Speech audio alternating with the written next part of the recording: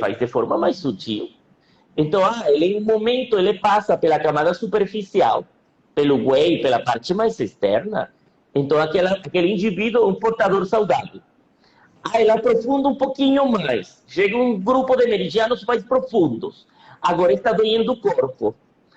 Ele agora começa a movimentar, a espalhar mais, porque tem um componente de vento, e agora começa a produzir calor. Gera o tosse, calor superficial a nível de pulmão, e agora ele aprofunda um pouquinho mais e bloqueia o chi pulmonar. Nossa, não consigo respirar. E ele vai a um nível mais baixo. E agora começa a causar dano a nível dos rins. Então faz uma falência renal. Chegou à camada mais profunda e o indivíduo pode vir a óbito. Não é a mesma coisa que acontece com uma sinomose. Todos os agentes patológicos externos precisam passar por 4 capas e 6 níveis para poder causar a sua patologia. E nessa... mas Dani, desculpa, isso está só no Sanhan Lu. Não. O Lin Shu também fala das 4 capas e dos 6 níveis e da capacidade do aprofundamento das energias perversas, porque o chinês deu uma forma um pouco geral de epidemiologia básica. Então, aí vemos, quando eu coloco, para quem trabalha com fitoterapia, vai ter uma fito que retira frio, que retira calor, uma fito que aquece o interior e exterioriza, uma fito que causa sudoração, uma fito que movimenta o chi, um fito que tem a capacidade de retirar o vento. Gente, os pontos de acupuntura, segundo o padrão sindrômico, também podem ser colocados da mesma forma. Então, poderíamos ter um bom resultado. Não poderíamos, temos um bom resultado se trabalharmos dessa maneira. Qual vai ser a diferença? Como Márcia diz, temos que trabalhar organizados, saber o que temos e aonde estamos indo. Essa é a diferença. Já não vou jogar agulhas. Bom, vamos saber o bem que virá. Não, vamos a trabalhar na base do estudo do caso, saber qual é o padrão energético, que eu sempre pergunto para os alunos. Eu tenho um cachorro que convulsiona. Qual é o padrão energético? Eu tenho um cachorro com sino. Em que fase energética? E na base disso conseguimos resolver o caso, ou pelo menos dar uma melhor qualidade. Muito bom. Gostei depois a gente fala mais dos clássicos. Márcia, doutora Márcia, vamos até... Eu estou participando de uma conferência agora, estou ouvindo os palestrantes. É bom, né? Faz tempo que a gente não vai com esse negócio de Covid, né? A gente... É justamente essa a nossa proposta. Doutora Márcia, eu vou voltar naquele assunto, porque eu fui...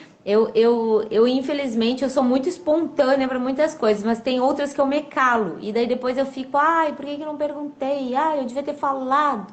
Aí eu fico assim, poxa, mas eu conheço a técnica permanente. Fiquei pensando depois que a gente acabou a live, né? Que a técnica permanente é o implante de ouro. Então eu já pergunto. Alguma vez utilizaste implante de ouro ou não? Já existia a técnica semi-permanente? Tu de cara já preferiste o implante do colágeno, como tu chamaste, né? E explica para o pessoal direitinho o que é essa técnica, para que as pessoas, pelo menos, vão procurar. Uhum. Antes de falar da técnica, eu vou colocar a técnica dentro da sinomose, né? Então, a técnica a gente chama de semi-permanente. A acupuntura, a gente está fazendo aqui um compartilhamento de informações entre outras pessoas. Tá? Então, a acupuntura é a inserção de agulha em pontos específicos com objetivo terapêutico.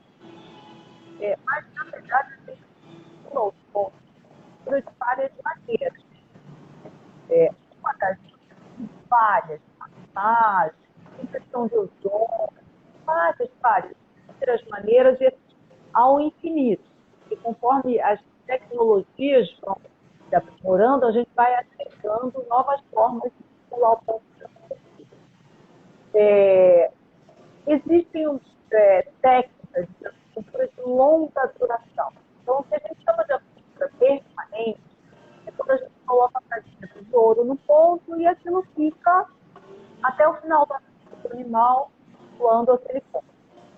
A acupuntura semi-permanente é inserção de fios de cura constituídos por colágeno, e aí pequenos fragmentos desses fios, constituídos por 90% da constituição é colágeno, e esses pequenos fragmentos são pontos, e eles ficam lá durante 3, 4 semanas.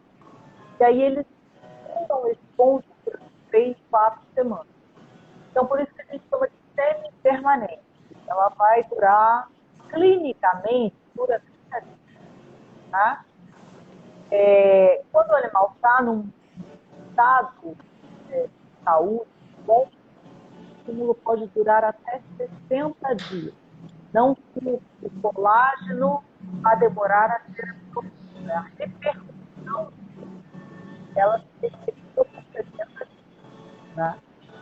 Então, quando a gente entende que isso é um estímulo que vai durar no 4, aí a gente consegue estar baseado na que eu falei antes, que a acinopose é uma enfermidade forte, tá?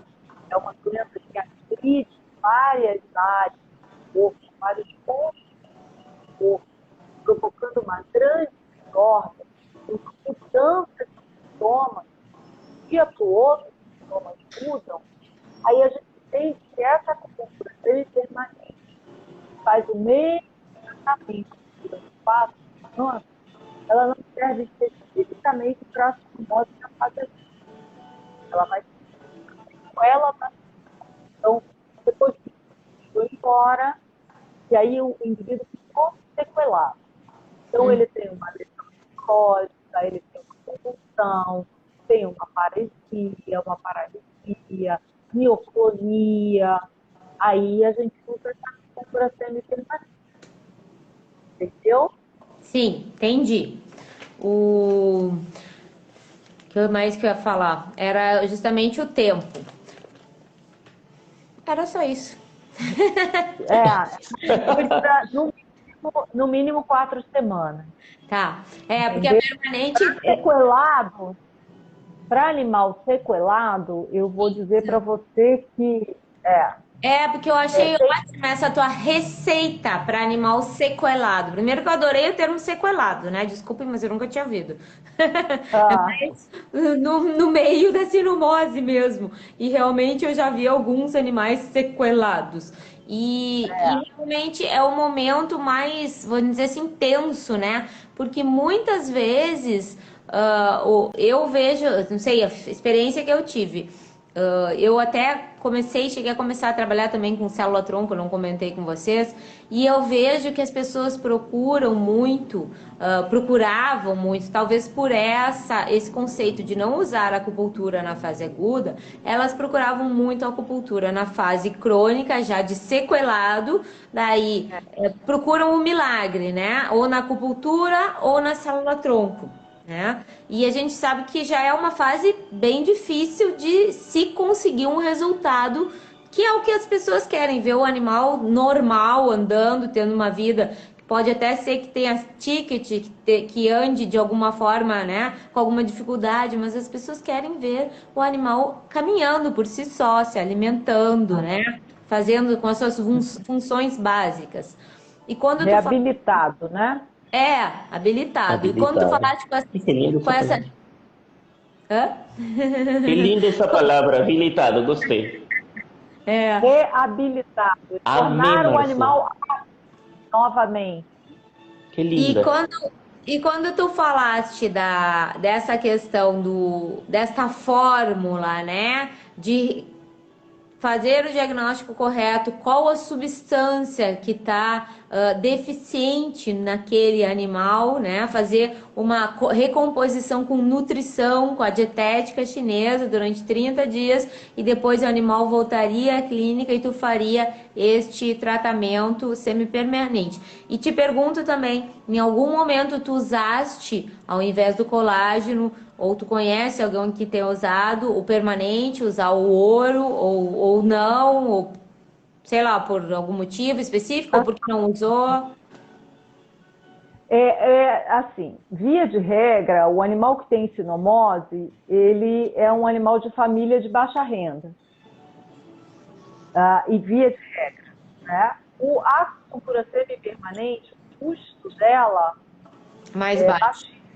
Uhum. O custo de material, ele é agora, hoje nós estamos no final de agosto de 2021, o custo de material é em torno de R$ 10. Sim, super acessível. A acupuntura permanente, eu fiz uma cotação essa semana, o custo de material 400. vai ser em torno de R$ 400, R$ 380. Se tu precisares de ouro, eu te mando. Eu trouxe uma vez um fio para fazer e nunca usei, tá guardado. Fiz um curso, aprendi a técnica e não usei. Já pensei até Eu em nunca usar. usei. Peraí que ela volta. Se ela não voltar, a gente chama ela de novo. Deixa eu mandar um recado Claro, para ela. sem problema, isso é normal, acontece, cai a É, internet e volta. às vezes acontece. Sim.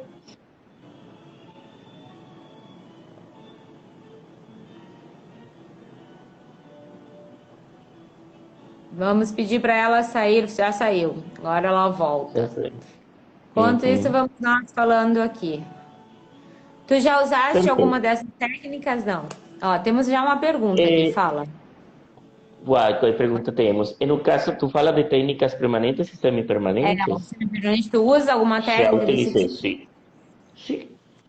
para sinomose? Não. Para Não, outra. para sinomoses normalmente eu trabalho diretamente com agulhas. É minha escolha, mas Márcia falou uma grande verdade, tá? No que sentido? Quando tu tem um indivíduo que tem uma sequela de sinomose, tu tem que identificar qual dos genes se esgotou mais. Por quê? Vamos a entender. Voltemos àquilo que eu estava falando dos processos de aprofundamento. Quando eu tenho uma doença que vem do exterior, um Liu Xie, ou um agente patógeno externo, que começa a passar pelos distintos níveis, pelas distintas camadas, pelas distintas capas, ele começa a causar estrago, a destruir, destruir, destruir. E ele chega até um nível mais profundo, que vai ser ou a camada mais profunda ou a capa mais profunda. Ali ele normalmente se vai transformar em calor. Mas, Dani, por que se transforma em calor? É muito fácil. Meu corpo só consegue se defender produzindo calor. Então, se eu tenho um vírus, mas os vírus são frios, são, mas meu corpo precisa produzir calor para eliminar ele. Por isso, na primeira fase de qualquer gripe, um indivíduo sente uma dor muscular generalizada, gelada, fria, sente que a temperatura cai. Mas depois disto, 2 dias, 3 dias depois, ele simplesmente vai sentir uma condição de calor, começa uma hipertermia, porque é a resposta da energia defensiva interna.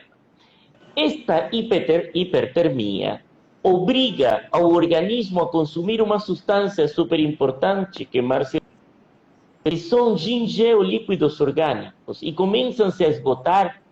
Por isso, o cachorro com sino, em uma fase crônica, a maioria dos acupunturistas trabalha que deficiência de sangue a nível do fígado, deficiência de ginge a nível do fígado, deficiência de sangue a nível do rim, vazio de chi do rim, vazio de qi do rim, vazio de sangue do vaso, ou estagnação de chi de vaso. Todos eles produto de um agente patológico que foi afundando e foi consumindo substâncias. Qual vai ser o segundo trabalho que vamos a ter como acupunturistas? Permitir repor essas substâncias.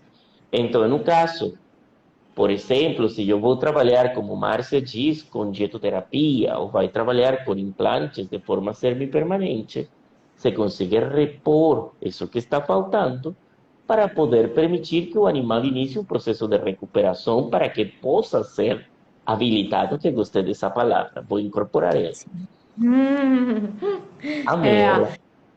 o ruim, ainda bem, né, que voltou. O ruim é justamente quando o proprietário não consegue fazer a dietética, né? Não, só posso dar ração. Não tenho tempo para cozinhar. Ó, doutora Márcia, tem um dado aí que eu em parte discordo.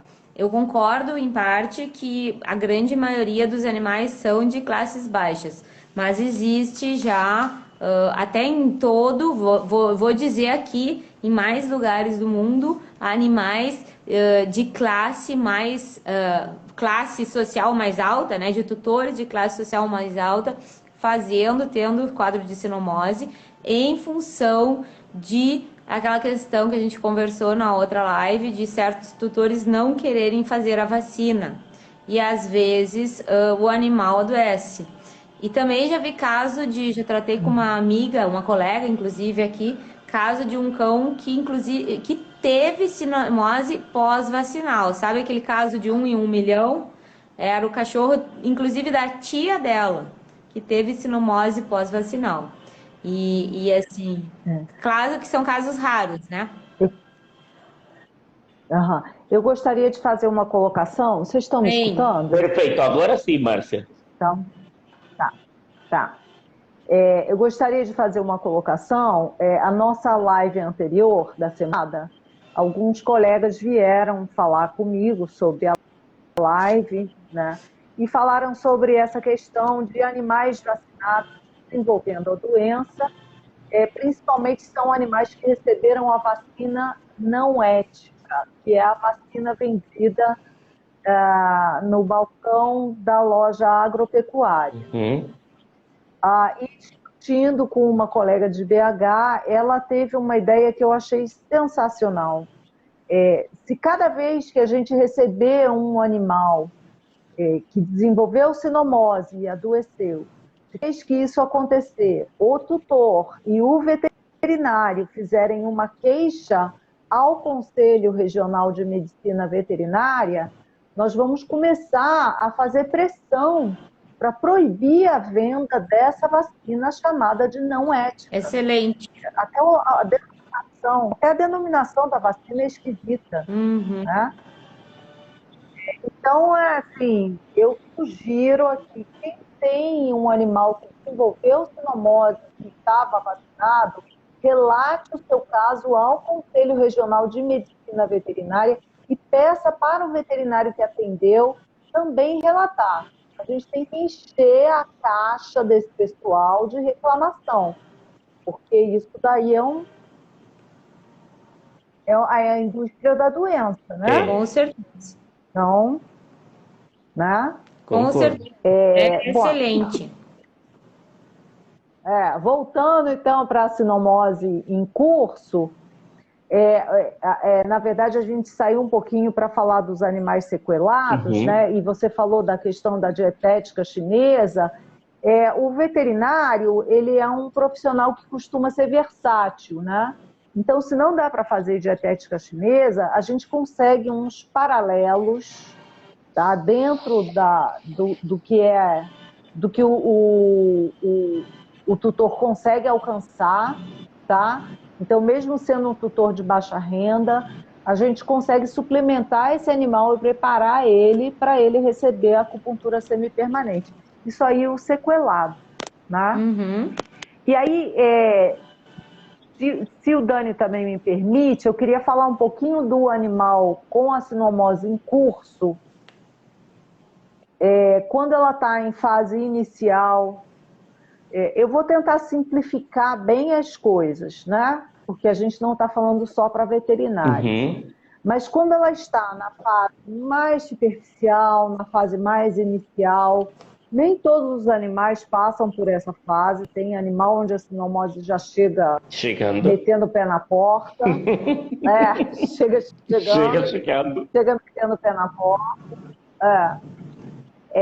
Nos animais onde o desenvolvimento da sinomose acontece de forma mais lenta e é mais visível essa evolução da sinomose, não é aquela coisa que pega a gente de surpresa, As técnicas de acupuntura japonesa, que são técnicas mais simples, elas também são eficazes.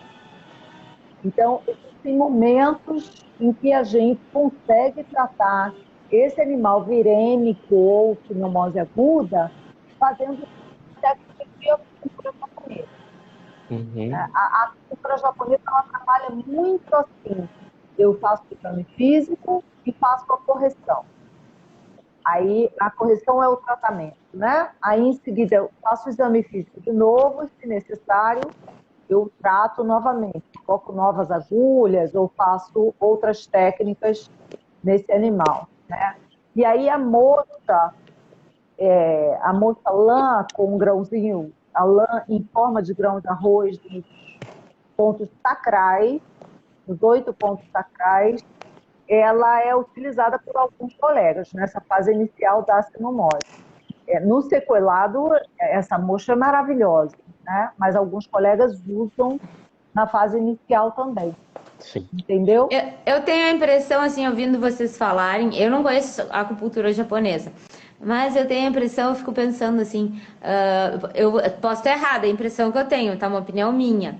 Me parece que alguém pegou, foi lá na medicina, né, tradicional chinesa, pegou partes e desenvolveu de uma forma específica disso. Essa é a acupuntura japonesa. Pegou outra parte e desenvolveu. Essa é a acupuntura não sei o quê. Essa é a acupuntura não sei o quê. Quando vocês falam, Sim. né? Tu tá falando aí dessas mochas, dos pontinhos de mocha, né? Nos grãozinhos de mocha na região do sacro.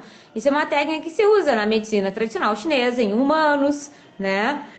Então, assim, eu fico pensando, eu acho que é aquela coisa de denominações, né? Parece que porque a... Fala, Dani, peraí, vai falar, É que, fala. vai. É que no caso da técnica de, vamos a ver, a história, sim? O que fizeram os japoneses? Os japoneses, eles refinaram a técnica da mocha terapia, da mocha Buiston. E um dos grandes pesquisadores foi o mestre Shimerato Hara. Shimerato Hara, que ele conseguiu, o que ele fez? Ele avaliou o efeito da queima dos 8 pontos sacros sobre o área dorsal, sobre o área lumbosacra. E ele conseguiu determinar especificamente qual era o efeito biológico e fisiológico a nível dos vasos sanguíneos e a nível do sistema imunológico. Porém, quando Márcia nos diz que quando se colocam esses 8 pontos em uma fase aguda, que vai acontecer? Tu vai conseguir modular a resposta imunológica de um animal. Por que o cachorro começa a convulsionar em uma sinomose? Ou por que o cachorro começa a ter episódios neurológicos nervosos em uma sino? Porque o próprio sistema imunológico vai contra o cachorro, ele vai ir a nível perivascular, a nível da parte da barreira hematoencefálica e vai aumentar a pressão intracraniana. É o que está acontecendo. Se eu consigo assegurar isto muito antes, bem seja trabalhando com técnicas de acupuntura para poder esvaziar o sistema, seja com técnicas sutis, como o calor controlado da mocha Buston que Márcia está propondo agora, estaríamos indo por esta linha de trabalho. Então, no caso das técnicas de mocha Buston japonesas, elas são técnicas mais sutis, onde o calor consegue se controlar de uma forma mais. Vai a palavra. De forma mais controlada. A diferença das técnicas chinesas. Na técnica chinesa, o calor pode ser um pouco mais agressivo. Então, eu não tenho um controle específico de até onde eu vou conseguir aprofundar o calor. Essa é a única diferença que existe: o afinamento e refinamento da técnica. Entendi. Pessoal, alguém pode ir falando se tiver alguma pergunta, tá? Aqui na caixinha de pergunta tinha 2 colocações. Ó, agora veio sim uma da Dani Vete Vegas. Será que o vírus da sinomose poderia estar mais resistente? Vocês acham? Olha, na minha experiência, o vírus da sinomose, as viroses, né? Elas fazem mutação. A gente tem as temporadas este ano a sinomose está assim, né? Então, isso varia de região para região. Então, a gente teve há uns 3 anos atrás, eu moro em Uberlândia, né? Há uns 3 anos atrás, a sinomose veio, já chegava matando. Eles iam para quadro neurológico direto e a taxa de sobrevivência era baixíssima. Né? Então, assim, é vírus, ele entra em mutação e ele faz quadros diferentes. Né? Mas não acho que esteja resistente no sentido de vacinação, nesse sentido, não. A vacina, a cobertura vacinal, ela está boa, mas é que existe uma vacina que não dá cobertura e que é vendida. E será que também os cuidados... Epa, eu ouvi aqui meu áudio. Tô ouvindo. Vocês estão ouvindo meu áudio? Tô ouvindo. Vocês estão ouvindo meu áudio? Estamos. Tá bom. Estamos. Que doideira. Vou ficar quieta.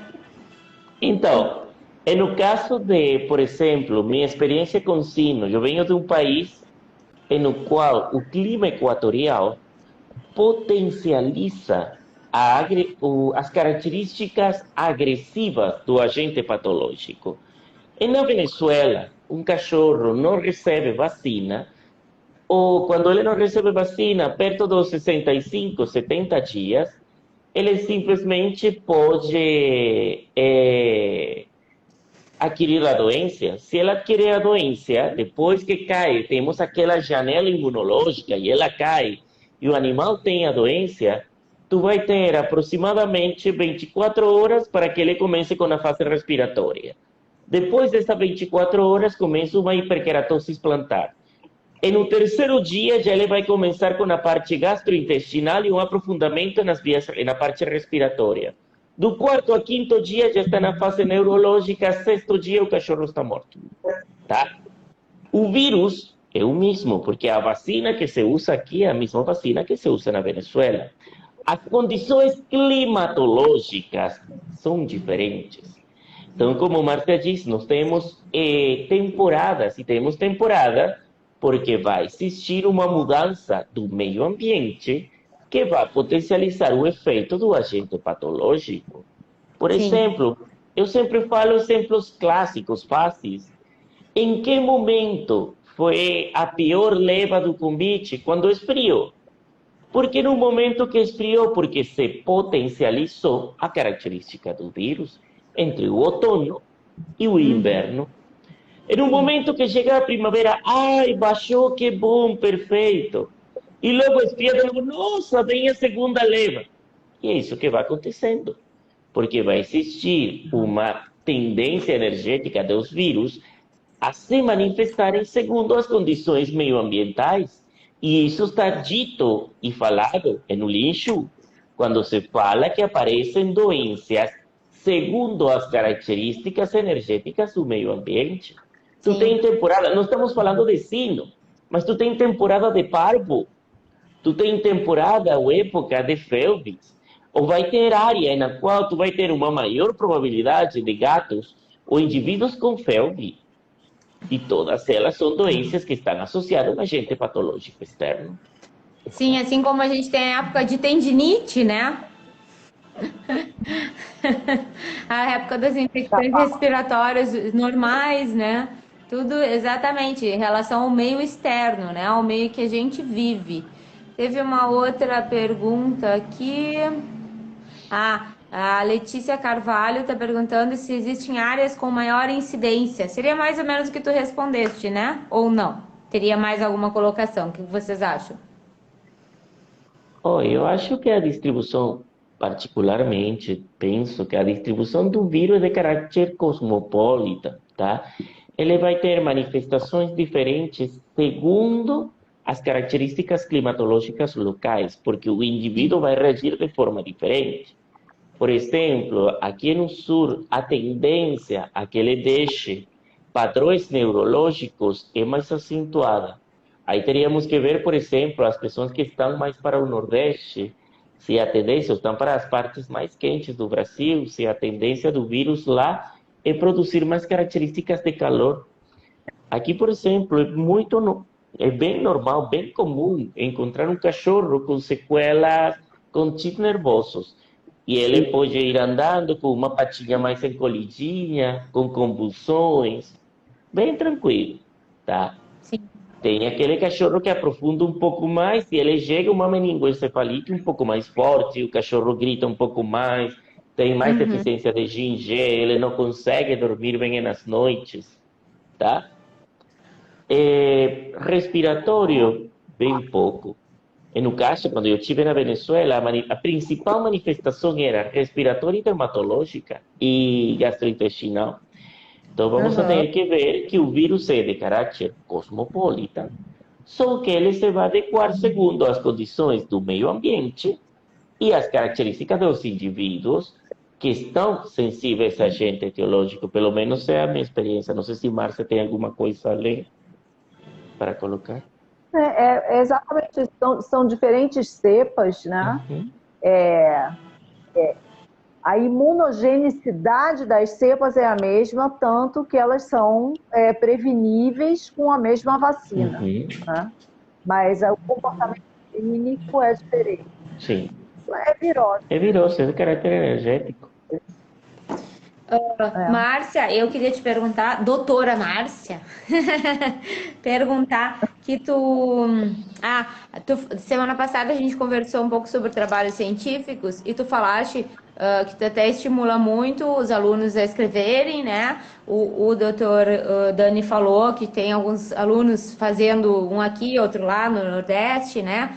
E eu pergunto assim, porque eu olhando aquele trabalho, aquele congresso que eu estava vendo, eu vi que tinha alguns trabalhos, mas em inglês. Em português, eu não sei. Eu até ia fazer uma pesquisa, mas essa semana ela foi bem complexazinha, tipo semana de lua cheia mesmo, né? Eu não sei se vocês já fizeram essa correlação entre as fases da lua. Não sei se vocês sabem, a gente que trabalha com essa parte de energia, né? Entre as fases da lua e os nossos estados emocionais e até assim o trabalho, tudo, tem uma correlação muito legal. E vocês me viram aquele dia